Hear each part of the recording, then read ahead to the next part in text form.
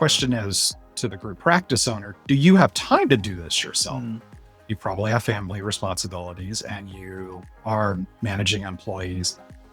This is not something that you really should be taking on by yourself, much like you probably shouldn't be trying to do your own taxes or build your own website. Like these are things that I think that this is the hard lesson to learn for some therapists who, went through school and never had a business class. And this idea of, yes, you don't have to do everything yourself, and being able to delegate that out. Welcome, builders. This week on Scaling Therapist Podcast, I sit down with John Sanders from RevKey to talk about one of the biggest challenges therapists and anybody in the service industry really are facing right now: getting consistent clients in an uncertain economy. John shares why Google Ads work differently than social media. He also talks about how the right marketing strategy can help fill openings without wasting time or money. Hey, if you're tired of wearing all the hats in your business, this episode is going to help you to think differently about delegation, marketing, and growth. Thank John so much for being on the show. If you are experiencing some problems or bottlenecks in your business and you want to break through to the other side, head over to scalingtherapistservices.com. It's a directory of trusted services to help break down those business bottlenecks. Now let's join our conversation with John about getting consistent clients for your therapy practices by using Google Ads. Hello, and welcome back to the Scaling Therapist Podcast. This is James Marland, your host. This is the show where I help therapists take their wisdom and turn it into new income streams. And today I am talking with John Sanders from RevKey. He does Google Ads and marketing for therapists, and I've met him at a conference. We connected over, well, it was actually his laptop. I was like, hey, that is a pretty powerful laptop for a conference. So we talked and got to chatting, and now he is on the show and going to be sharing about just the state of the therapist and marketing. John, welcome so much. Thank you so much for being on the show. Thanks for having me and pointing out my overpowered laptops, which I also well, usually use for video games. So we're talking about a subject that I feel like I should know more about, but it's just, something that I don't focus on. It's like marketing and Google Ads for therapists. I do a lot of like blogging and, the podcast and YouTube. But so stepping into this realm is something that I wanted to know more about. And I'm going to have, let you talk about what you do and sort of like the state of the economy right now for therapists and what you're seeing. And then we'll move into, how you can help. So tell us about what you do and where you see needs are for therapists right now. Sure. So specifically doing Google Ads for therapists, we're ultimately trying to get you leads. This is not, we're not trying to get you likes on social media or like necessarily getting just lots of people to your page. Ultimately, I call myself very much a numbers-based marketer in that I'm constantly asking about, okay, how many conversions or people who filled out the form on your website or filled out your schedule or called you. Those are the questions that I am constantly asking and are my main concern. It is, the idea of putting butts in seats and filling up those therapist schedules, especially now that like we're kind of in a time where the economy is kind of on some shaky ground. And I've definitely felt that with therapy clients recently, asking, really trying to dig into their marketing and say, is this effective for me? And these are definitely the questions that you should be asking when you have an economic downturn. It's not getting rid of all of your marketing. It's making sure that the marketing dollars you spend are being spent in the right places. And if there's something where it's not provable, whether you're getting clients out of it, those are the marketing programs that you definitely want to look at trying to cut some of those out. So what are some of the signs or what are some of the things you're hearing from your clients, or what do you see in the marketing environment? Right now it's been, I hired 3 therapists and all of a sudden we can't fill people up because things are slowing down. What we're we're typically hearing is people are more price sensitive, more people want to use their insurance. I would say probably 2/3 of my clients are probably on the private pay side of things. And a lot of those, even in New York and Los Angeles, which are markets that you don't see a lot of therapists taking insurance, but more and more people are asking about that and really they're trying to save money as much as they can right now. Huh. That's interesting. I know insurance prices are they right now anyways, they seem to be going up, and there's a lot of uncertainty with Right. a lot of different things, and that changes how people spend money, and so there is some uncertainty in the economy right now. You said something that I like, the you're a numbers person or a results-based Right. person, and that reminded me of, I think it was Mike Michalowicz talking about vanity metrics. Like if you check, oh, I have this many people on my email list, or I have this many people seeing my social media, Right. but it doesn't turn into forms filled out or sales or conversions, then that's just like, oh, it's a vanity. It's like Mhm. to make you feel better about what you're doing. But it sounds like you're really focused on the results of what you do, not just putting Right. things out there.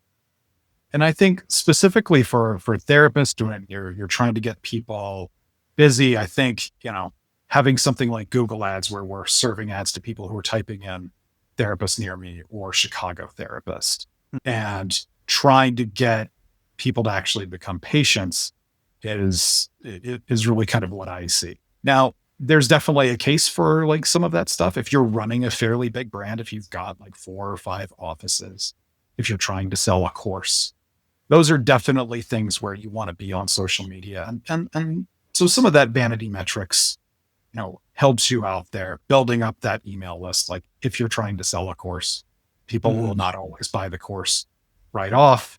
So you run the Google ad, you get them to the site, they get the free PDF download, and you end up capturing that email address. And then, you can start that email marketing and, maybe they'll buy that course 6 months down the line is typically what I Yeah. see with the course side. So I think that there's definitely something to that. Um, but I don't want to be using like Facebook ads to really try to drive customer acquisition very, very much because it's a lot of a fishing expedition. And I would much rather use Google where people are actually, searching for what they want, kind of already recognize that they need a therapist, not where on Facebook you're kind of saying, well, this group of people, maybe some of them will need a therapist, but we want Yeah, to look. is that the big difference between, so I was gonna ask why Google ads and not Facebook ads or Instagram ads for Right. therapy practices? What's the advantage of a Google ad over, Facebook? Yeah, I would say it's really just that because people are searching in Google for something, whereas Facebook is, you say, show my ads to these groups of people, and you're just hoping to get down to like a small percentage of those. And just in general, looking at like the back end of Google Analytics, where, we can look at everything that's coming into your website, including social media. In a lot of cases, I see that people don't spend a lot of time on your website when they come from Facebook. They don't necessarily fill out those forms when they come from Facebook. I think, and I think Their from a user, behavior, the behavior's different, you're saying. yes, yeah, because in a lot of cases you're sitting there on Facebook or Insta, and you're kind of in your disassociative time. You're repairing your brain after a long day of work, and um, Yeah. probably there was an old survey of display ads like you would see on other websites, and this was a long time ago, but I think this probably applies to a lot of social medias that half of the clicks that you get are accidents, and so that's not great. And that's also That's why, money too, right? Pay per yeah, click. That's money absolutely, clicked out of abs- your cash flow. right, absolutely. Yeah, you So are in a different headspace when you're searching for something like, I want tacos. Okay, I'm going to go buy tacos. It's different than scrolling on Facebook, seeing an ad for tacos and like, "Oh, that was funny." And then you just go on. Like right, it's a different you're in a different behavior than right. social media. Yeah. Yeah, Yes. and from a marketing perspective, you're already much further along in your buying cycle than the Oh, person right. Yeah. on The Facebook chain who's of there. beliefs. Right. And Yeah. then, if you're searching for that, those are the people who are much more likely to ultimately become customers. And so that's the thing I look for. And so, yeah, I joke that I'm more of a numbers marketer. Mm, I, fonts and images on websites, there are definitely people who are so much better at that stuff than I am. And I need help with that type of stuff. So yeah, don't ask me, does this font really symbolize what my brand is about? I'm probably the wrong person to ask those yeah. questions to. Yeah, I have a niece who works for font, like that all they do is fonts. Like they are specialized in fonts. So there are people out there who Yeah, can do can do those things. So so if I'm a therapist and I'm thinking, I'm seeing a problem and I think marketing might solve it or Google Ads might solve it. Like what am I let's say I get just by word of mouth, I get 10 sessions a week and I want to move up to 15, 20 sessions a week. sure. How can your services help me solve that problem? And that's a common one I hear from solo practitioners is they've got 10, they want to get to 20, or it's a group practice owner who Mhm. hired somebody who's at Oh, for 10, sure. they want to get them up to 20. So the idea with Google Ads is, we can start an advertising campaign for you, which is going to put you towards the top of Google, which you've done some SEO stuff, which that's very hard, especially in some of the more competitive markets out there, like Miami or New York or Los Angeles, where there are hundreds or even maybe thousands of therapists. So, we start our Google Ads campaign and, we target the terms that you're interested in.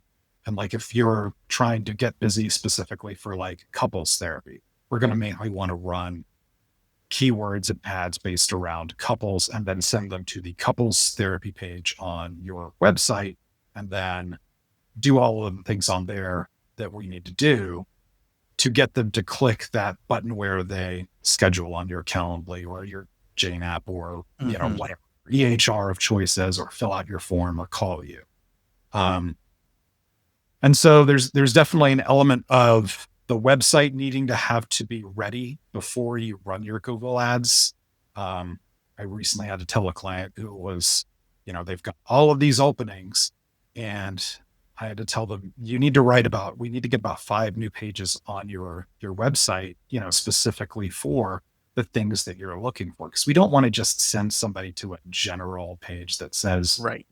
we do all of these types of therapies. I call them the dreaded bullet point pages, where We it's see them all the way everywhere. Yeah. couples therapy, anxiety therapy. And Yeah. yeah, you absolutely do not want to run Google ads to those. You want to run it to a page that's specifically about couples therapy or LGBTQ therapy or Mhm. whatever it is that you're trying to get. And having that page on the website before you start running ads is really important. In terms of like some specifics to actually put some numbers to it, if you are in kind of a standard market in the United States, you're looking at probably paying about $5 to $6 for each click on Google. If you are in New York, Los Angeles, that can get to be $10 to $15 a click.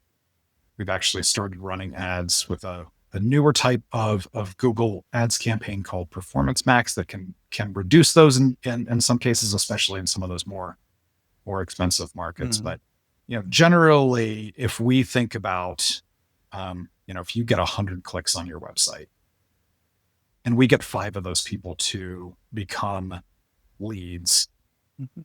right? Having to think about how many of those leads will actually end up becoming clients for you, and so kind of running the math that way. So if you've got 10 openings that you want to fill in a month, and we might need to get 200 clicks on Google Ads for that. And at that 5%, you'll get 10 leads. You probably actually need more than 200 clicks. So I think it all depends on how fast you're looking to fill those spots up to kind of get towards, what you actually need to budget. In general, most practices should be thinking about probably spending at least $1,000 on Google a month to, to really fill up, a large number of spots. As I'm hearing you, the cash register is going cha-ching, cha-ching for the ads. Like it sounds, $5 a click, $15 a click. And I know how many people visit my site. Holy moly, that would be a lot of money. So making sure they're going to the right page and getting the right information and connecting to the right, the identifying with you doing the, what is it called? The Donald Miller grunt test. Like, oh, is this for me? And looking at the headline and getting all that lined up before you start running ads is really important. Right. And also Google, every time I go to like analytics and stuff, it's like, run an ad. You can run an ad. Here's some credits to run an ad. Oh, I'm like, yes. Yeah. I'm like, uh, I don't know if like it's telling me I can do it myself, but also if you do it wrong, you're going to get 100 robot clicks and then you've spent all your money to talk to like spammers or something. Like, what are some of the pitfalls of doing it yourself? I'm sure you could figure it out eventually, but it sounds like I wouldn't want to do it wrong. My son, he's 21. He would rip apart his car engine without really knowing what he's doing because he's just like get into it and figure it out, even though it might cost him double. And I, Right. unfortunately, we're very different in the way I'll read books and listen to podcasts and do webinars and stuff on how to do it. And then I won't do it. So, cause I'll just do too much analytics on my own Right. side because I never feel comfortable. I never feel like I know what I'm doing. So talk about like, how can you help people be successful or what are some of the pitfalls that you take care of? So I think it probably comes into two things. One is more of the technical side, which I'll talk about next. But I think the first one is that the question is to the group practice owner, do you have time to do this yourself? Mm, You probably have family responsibilities and you are managing employees.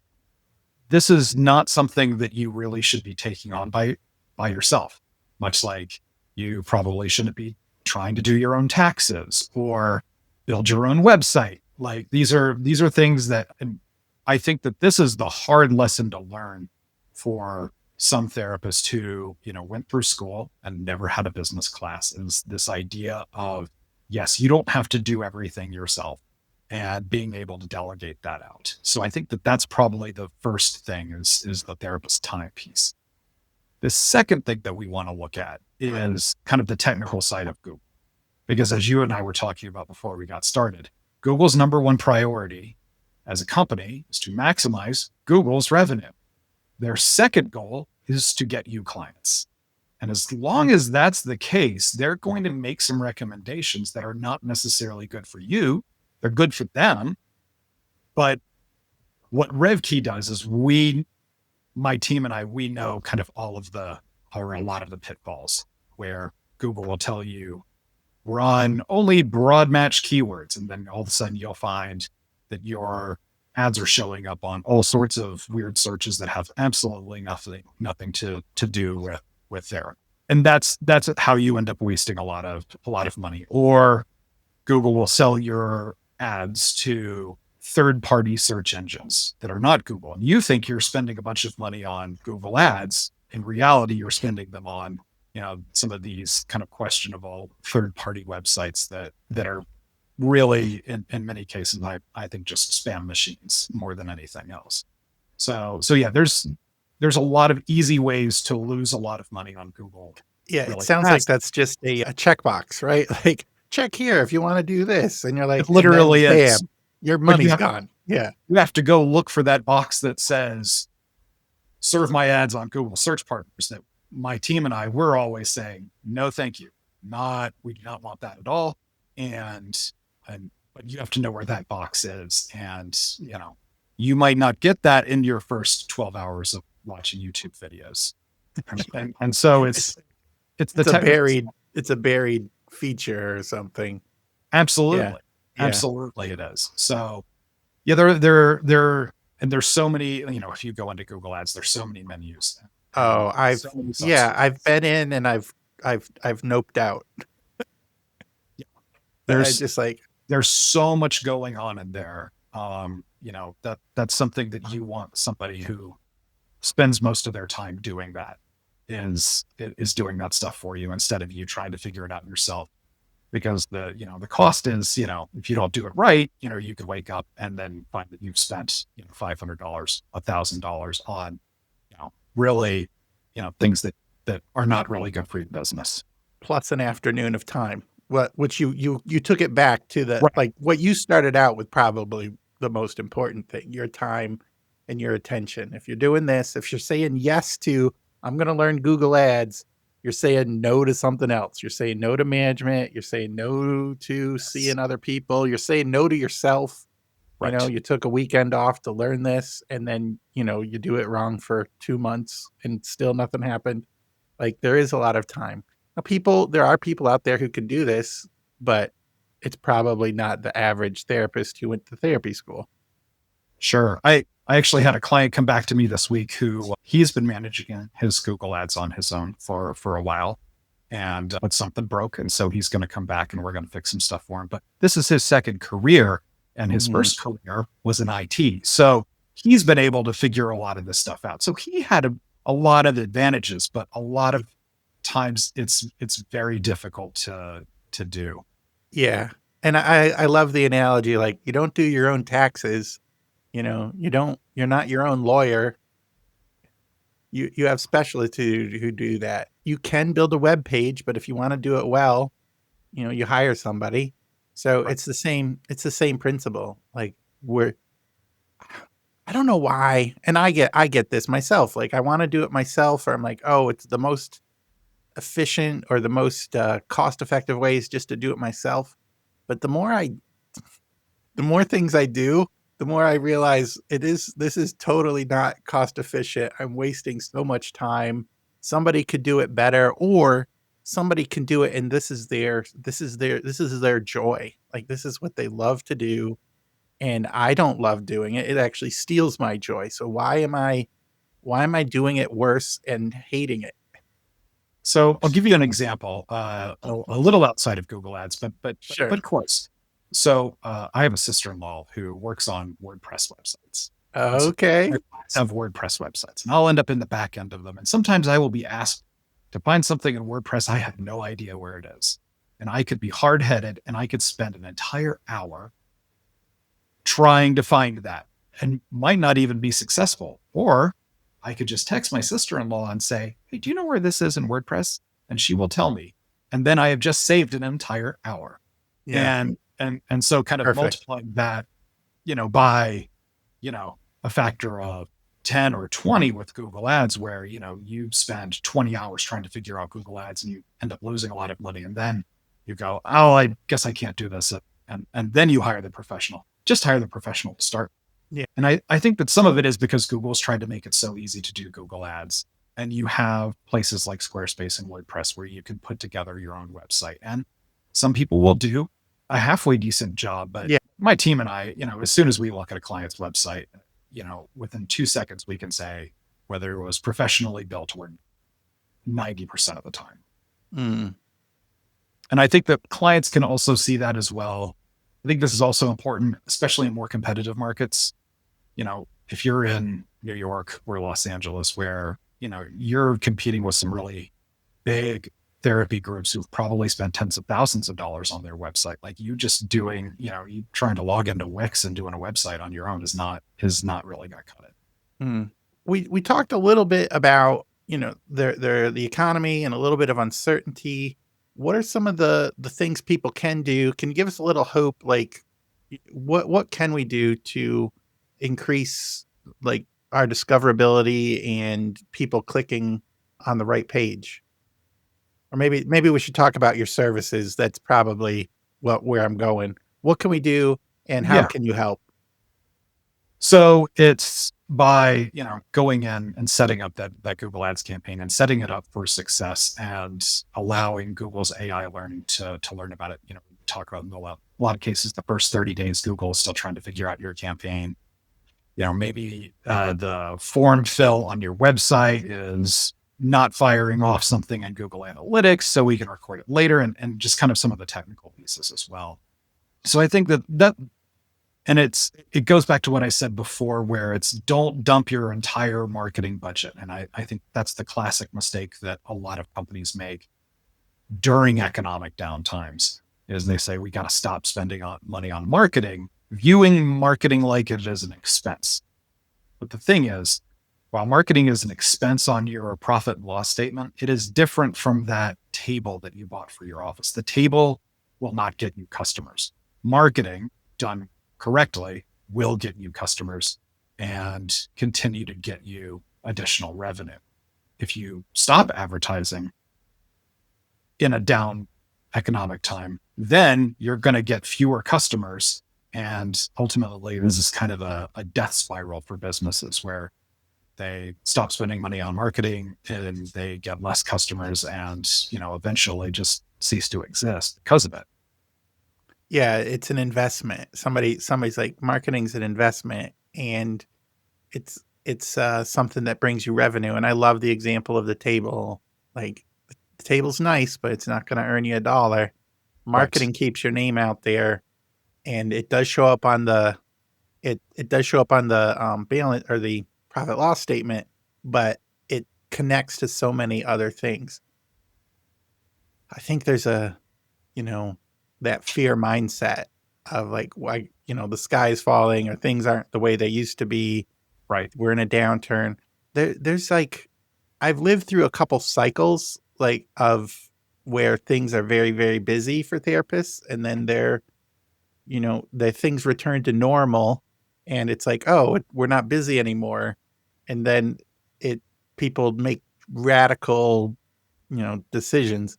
So marketing is one of those things. It's almost like the company that stops R&D or research and development, and then they have no product. Like they have Right. nothing new and nothing to add 5 years, 2 to 5 years later, and it's you can't catch up then. So it's just an investment. And what are some of the ways or services your company helps solo and group practices and where can they find you? Sure. So typically what we do on, a first sales call with somebody is I'm going to look at their website and say, okay, what type of clients are we trying to get? Make sure we have the pages on the website already that to attract those clients, like that couples page we were talking about earlier. And if you don't have a couples page, let's work on writing that. I actually have a writer who's a PsyD who can help with some of those things. And then getting that on your website, and then constructing your Google Ads campaign in a way where we're targeting the people in around your office, especially if you're doing in-person therapy, and have the right income for what you're doing. If you're in Los Angeles and you're charging $200 an hour, we don't want your ads to be showing on like the lower 50% of household incomes. Those people can't afford your services, and that's not where we want to spend our advertising dollars. And so, like, making sure that each of those advertising dollars is kind of spent in a really good way. And so creating that campaign, and then one of the things I'm very insistent on, and I think really sets us apart from a lot of other marketing companies, is like, we're not going to send you at the end of a month like a big PDF report with a bunch of tables that and graphs of things that you don't really know what they mean. Is that I really insist that all of my account managers talk to each of their clients every month and explain those stats and what they mean. And also, we want to hear from you guys that if we generated 20 leads out of Google Ads, well, what happened with those 20 leads? Like, how many of those people are actually ultimately becoming patients, and is that going to lead to more revenue for you? We don't want to just like make good numbers in Google Ads. If anyone has ever had the misfortune of talking to a Google Ads rep who will just call you out of the blue and tell you how to run your Google Ads, that's the problem that they have. They're so centered in on Google Ads metrics and doing what's good for Google that they're not really kind of looking at what sort of results are you getting out of your campaign. Does that make Mm. sense? Oh yeah. Yeah. So you help people set up their campaign, run the campaign, understand the campaign, and get a good return on investment from their marketing strategy. And it sounds like there's probably some, tweaks and adjustments along the way that you need some experience looking at what those numbers mean. Google is great at providing you the information, but man, I can't tell. Sometimes I just can't tell all the time what is a key number and what isn't. They in Google Analytics, it tells you like where people came in and where they went and how long they spent there. Right. But I know those numbers are there, but I can't read them to know, oh, this was a key moment or this Right. was a, they 50% of the people dropped off here and never came back. Like I can't, I suppose if I watched another YouTube video, Yeah. I could probably figure that out, but I don't know. And then having somebody put eyeballs on that and say, oh, if you change this here or added a video here or put your form here, like you are going to increase your conversions. It's so important to have somebody who knows what they're doing look at that. Right. And to tell you whether, is that a good time on site or is that a bad time on site? Is that a good conversion rate or is that a bad conversion rate? And so like being able to actually like know what those numbers mean in comparison to, what else is happening out in the world and whether you are getting a good return on your ads. Great. So this has been a wonderful conversation. I've learned a lot. Where can people find you, and do you have anything coming up? Sure. So if you are interested in talking to me or my VP, Kate Weiss, about actually doing some Google ads for you, you can go to revkey.com. That's RevKey.com/podcasts. And you can schedule something with us there. And, we can, through about 30 minutes or an hour, just kind of identify like what your marketing issues are and how Google ads can help with some of those things. Great. Wonderful. Thanks, John, for being on the show. Thanks for having me. So listeners, you might have been avoiding your Google ads thinking it's too time consuming, too expensive, too confusing. You don't have to do it all.